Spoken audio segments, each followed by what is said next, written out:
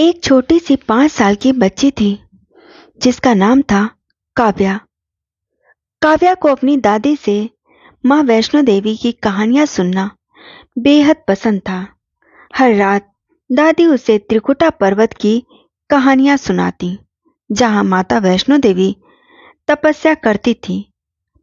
काव्या की आंखों में उन पहाड़ियों की चमक और माता के दर्शन की बातें सुनकर एक अलग ही दुनिया बस जाती थी। लेकिन एक रात जब काव्या सो रही थी, उसे एक अनोखा सपना आता है। सपने में काव्या त्रिकुटा पर्वत पर थी। चारों तरफ हरे भरे पेड़, फूलों की महक और हल्की हल्की ठंडी हवा चल रही थी। लेकिन अचानक आसमान में बिजली चमकने लगी, बादल गरजने लगे और पर्वत की चोटियों में से एक कोमल लेकिन गहरी आवाज गूंजी। काव्या ने देखा, सामने मां वैष्णो देवी खड़ी थी। उनका चेहरा शांत था, लेकिन आंखों में एक गहरी उदासी थी। मां, आप यहां? काव्या ने डरते डरते पूछा।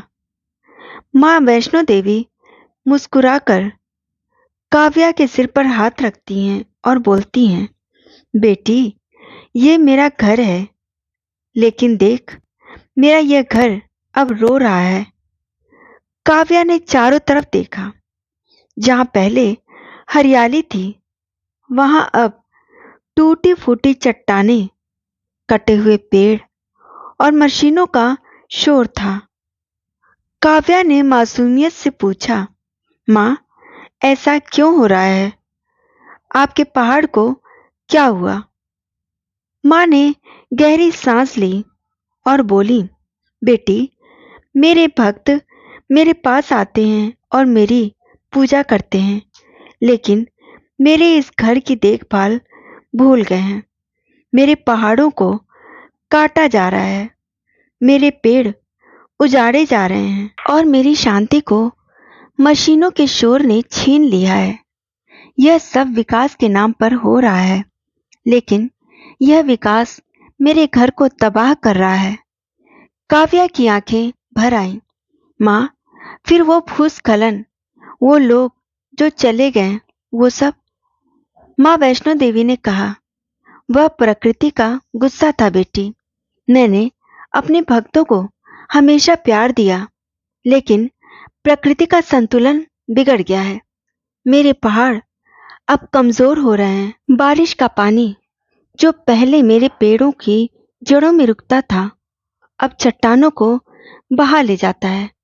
ये तबाही इंसानों की भूल है। काव्या ने मासूमियत से पूछा, मां, हम क्या करें? आपका घर कैसे बचाएं? मां वैष्णो देवी ने प्यार से कहा, बेटी, मेरे भक्त को मेरी पूजा के साथ साथ मेरे घर की रक्षा भी करनी होगी। पेड़ लगाओ, मेरे पहाड़ों को बख्श दो। जो मशीनें मेरे पहाड़ों का सीना चीर रही हैं, उन्हें रोक दो। मेरी शांति को लौटाए। अगर मेरे भक्त मेरे इस घर का सम्मान करेंगे, तो मैं हमेशा उनकी रक्षा करूंगी। तभी काव्या की आंखें खुल गईं। उसका दिल तेजी से धड़क रहा था। उसने दादी को जगाया और सारा सपना सुनाया। दादी ने काव्या को गले लगाया और बोली, बेटी, मां ने तुझे सच्चाई दिखाई है। अब हमें सबको बताना होगा कि मां वैष्णो देवी का घर बचाना कितना जरूरी है। उस दिन से काव्या ने ठान लिया कि वो मां के पहाड़ों को बचाने के लिए सबको बताएगी। उसने अपने स्कूल में एक छोटा सा अभियान शुरू किया, पेड़ लगाओ, मां का घर बचाओ। गांव के लोग, बच्चे और बड़े सब उसकी बात सुनने लगे। धीरे धीरे त्रिकुटा पर्वत पर फिर से हरियाली लौटने की उम्मीद जागी। इस कहानी का मतलब यही है, माता वैष्णो देवी का घर त्रिकुटा पर्वत सिर्फ आस्था का केंद्र नहीं, बल्कि प्रकृति का एक अनमोल हिस्सा है। अगर हम विकास के नाम पर प्रकृति का दोहन करेंगे तो ऐसी त्रासदी बार बार होगी। ये कहानी हमें सिखाती है कि आस्था और प्रकृति का संतुलन बनाए रखना कितना जरूरी है। त्रिकुटा पर्वत पर हो रही तबाही के पीछे कई कारण हैं जो प्रकृति और मानवीय गतिविधियों के बीच असंतुलन को दर्शाते हैं। अत्यधिक निर्माण, तीर्थयात्रियों की संख्या बढ़ाने के लिए सड़कों, होटलों और अन्य ढांचों का निर्माण किया जा रहा है, जिससे पहाड़ कमजोर हो रहे हैं। वनों की कटाई, पेड़ों की जड़ें मिट्टी को बांधे रखती हैं। पेड़ काटने से भूस्खलन का खतरा बढ़ गया है। भारी बारिश और अनियमित मौसम पैटर्न ने स्थिति को और गंभीर किया है। चेतावनियों के बावजूद यात्रा को रोकने में देरी ने हादसों को और बढ़ा दिया है। ये कहानी और इसके पीछे का संदेश हमें ये सोचने पर मजबूर करता है कि आस्था के साथ साथ प्रकृति की रक्षा भी हमारी जिम्मेदारी है।